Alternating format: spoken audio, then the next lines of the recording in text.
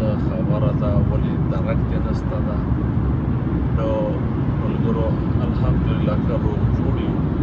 د خدای رحم ده. لایف چې نه راځم یو څه فکر کې ډوب یو چې انشاءالله داسې یوه لاره انتخاب کړو چې په هغه کې زمونږ د هیواد او د هیوادوالو خیر وي او ګټه وي او زمونږ دپاره ایمانا او وجدانا یو سکون او راحت وي. په دې فکر کې یو تر څو اوسه پورې نتیجې ته نه یو رسېدلي. د وطن حالات مو ډېر زیات ځوروي او کړوي مو د امریکا د حکومت منافقت، شیطانت او د دوه مخی سیاست او سره د نورو خارجي استخباراتو جفا او خیانت د افغانستان سره واقعا چې موږ یې هم بیا وسیلې کړي یو ډېر مو ځوروي، ډېر مو دردوي. فکر کې ډوب یو، حالات ګورو، څارو، تزوریږو، کړېږو. سکوت مو ورباندې ځکه اختیار کړی ده چې بې باوري شوي یو په هغه خلکو باندې چا چې موږ ملاتړ کاوه. ډېر یې خفه کړي یو، حتی احساس د دې کوو چې د شرمندګۍ او د خجالتۍ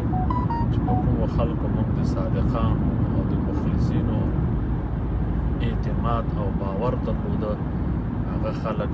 غلط وختل. ما تاسو ته ملګرو وویل چې فضلي دا هیواد د تباهۍ او د بربادۍ خواته بیایي. ځینو ملګرو غلط تحلیل وکړه، غلط فکرونه یې وکړه، ټاپې ولګولې. نو ما به دې ملګرو ته چې ملګرو قسم په خدای چې هیواد مهم ده، ګران افغانستان مهم ده. راځئ د افغانستان دپاره مبارزه وکړو، چاپلوسي مه کوئ. حتی ما د دولت ساز په کمپاین کې ځوانان لیدل چې ښه به یې ناخوالې په سترګو لیدلې، خو بیا به هم هغو سکوت په دې خاطر کاوه چې چاپلوسي به یې کوله چې کېدی سي یاره د بریا نه وروستو کومه چوکۍ یا کوم موقف ورکړل سي نو د لالچ په خاطر به یې چاپلوسي کوه. نن هغه ټول تور مخ دي او نن ټول شرمنده او خجالت دي، نن لاسونه ټکوي، هېڅ نتیجې ته نه ورځي. نو زه د هغه حالات وینم چې کوم چیغې وهي. زه ورته یم چې حال مو همداسې ښه ده، له دې مو حال ډېر زیات بدتر شه. ډېرې پېښې راغلې، ملګري وایي چې ولې اظهار نظر کوي، ولې اظهار نظر نه کوي قاري صاحب،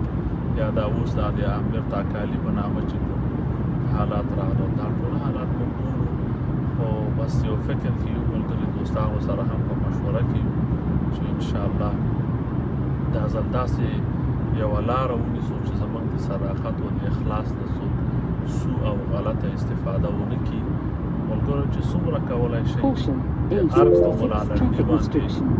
تاسې کولی شئ په هغه باندې لایک وکړئ، پوسټونه وکړئ. دا سړي سیاست ډېر غلط خواته روان کړی ده. ولسمشر غني ورباندې اعتماد کړی، ستاسو دغه چیغې، ستاسو دغه لیکنې، ستاسو د حالات دا ولسمشر غني ته نه رسېږي. هغه فکر کوي چې د ارګ ملالنډۍ کوم راپور ورکوي ټول به همدا صحیح وي او ټول خلک به خوښ وي او ټول خلک به خوشحال وي او بس کراره کراري ده او هېڅ خبره نشته ده. لکه څنګه چې د ارګ په چمنونو او په باغونو کې هلته د چڼچڼو، د مرغیو د ښه ترانې دي او د هغو زمزمې دي، همداسې به باندې هم همدا حالت وي. هلته داسې یوه خاموشه فضا ده چې شر و شور نشته، هارنونه نشته، ګرد و غبار نشته. هغوی فکر کوي چې باندې هم دا حالت وي، خبر نه دي چې باندې ولس تباه و برباد شول. ولسمشر په دې سړي باندې اعتماد کړی، دې سړي چې اوس کوم سیاست روان کړی ده، والیان مقرروي، وزیران مقرروي، معاونین مقرروي، قومندانان مقرروي او په کوم بې مسؤلیته طریقې سره دا کار روان کړی ده. حکمت په نظر کې نه نیسي، علمت په نظر کې نه نیسي، د ولس احساسات په نظر کې نه نیسي. تیرو حکومتونو چې څومره د ماتې سره مخامخ شوي دي هغو د ولس احساسات په نظر کې نه دي نیولي. هغه که مثلا تاسو وګورئ غازي امان الله خان دی الله پاک وبخي، حتی په هغه وخت کې هم دا د ولس احساسات ولس هغه اطرافي کلیوالي کلتور عنعنه رسم و رواج افغانیت او پښتونولي او اسلامیت دا شاید همیشه باید په سیاست کې په نظر ونیول شي د چا د احساساتو سره بده لوبه ونسي که دا کار ونسي نو هغه حکومت به ناکام وي لکه دا اوس چې په ناکامۍ سره روان دي نو مهم دا ده چې د ولس هغه نبض او د ولس احساسات دا باید درک سي او د هغه مطابق سیاست مخته لاړ شي بیا په هغه وخت کې ټول ولسونه سړي سره دډېږي نو دغسې دي دا د غرب شرابیان یا د غرب دغه د عیاش فحاش چې د هغو د ټامیان ورته وایي یو وخت کې به د ټامیانو دغه کلمه چې ما اورېده ما فکر کړی دا به دا ځینې خلک بغض کینه او حسد لري خو دې نتیجې ته رسېدلی یم چې نه دا حقایق دي او رښتا ټامیان شته او ټامیان چې دي دا یو مهلک او تباه کننده یو ګروپ ده یوه ډله ده الله دې دوی تباه او برباد کړي نو د دغو دپاره د دغو ټولو په راز کې همدغه فضلي ده او دا خره د افغانستان د ولس هغه احساسات نه درک کوي نو به دغه شیان موږ ځوروي ما یو پیر ورباندې لایو ویډیو وکړ بیا زه ورباندې غلی سوم که تاسو په یاد وي چې کله خوشحال سادات لرې که خپله خوشحال سادات هم د فضلي له خوا نه لرې سو او اوس هم د فضلي له خوا همدا جزا ورکول کېږي چې په کومه چوکۍ مقرر کړی ده هر حال چې هغه سړی ډېر لیاقت لري همداسې نور ډېر ځوانان همداسې نور ډېر مشران همداسې نور ډېر اهل علم او اهل قلم چې هغه مخلص دي د هېواد ته او هغه ګوښه سوي دي او په ځای باندې هغه شرابیان راغلي دي چې باور په خدای وکړي که یو ښایسته جنۍ وویني نو دو ګنډه ورته سسته کېږي که یو ښه موټر وویني دو سترګې ورباندې ځي که یو ښه کور وویني دو سترګې ترې نه وړي نو داسې خلک به ولس ته یا کونډو یتیمانو غریبانو فقیرانو ته یا خاورې ته یا هېواد ته څه خدمت وکړي هېڅ د خیر تمه ترې نه شي کېدلی نو ما چې کله هغه ویډیو وکړه ډېرو ځوانانو تند و بد عکس العمل وکړو چې او قاری عیسی محمدي ولې نظام بد یادوي ولې ولسمشر غني بد یادوي ولې دومره تیز لاړه نو ما سکوت په دې خاطر وکړو چې ودرېږه تاسو ټولو ته معلوم سي اوس تاسو ټولو ته معلوم سو هیڅ په ټول سوشل میډیا کې زه ملاتړ نه وینم د دولت ساز حتی ټول ملګري دا خو تاسو په سوشل میډیا کې هغه ځوانان ویني چې بهر میشت دي موږ په یو بل ګروپ کې یو هغه ګروپ د دولت ساز ګروپ په نامه باندې په دې کې د ارګ په ارګ کې کوم ښه نفر وین پکې شته او که د ارګ ټامید هم پکې شته او که د ارګ کونید هم پکې شته او که د ارګ دلګان دي دا ټول پکې دي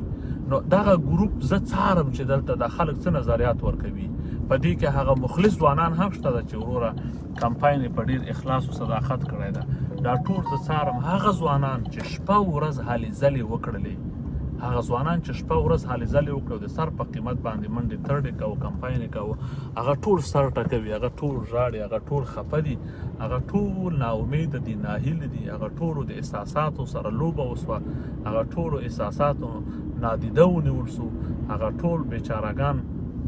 بیخي ناهیله سوي دي نو هماغه زما خبرې ته راغله ټول چې ما کوم غږ پورته کړی و او کومه چیغه مې کړې وه نو اوس هغه غږ چې ما پورته کړی و نو اوس اکثره ځوانان هماغه غږ دو هم هماغه درد لري او هماغه غږ هغه اوس راپورته کړو خو اوس ډېره اوس ناوخته شوې ده کاشکې اول یې غږ پورته کړی وای کاشکې په هغه وخت کې غږ پورته شوی وای په کوم وخت کې چې کله د کمپاین وخت و به هر صورت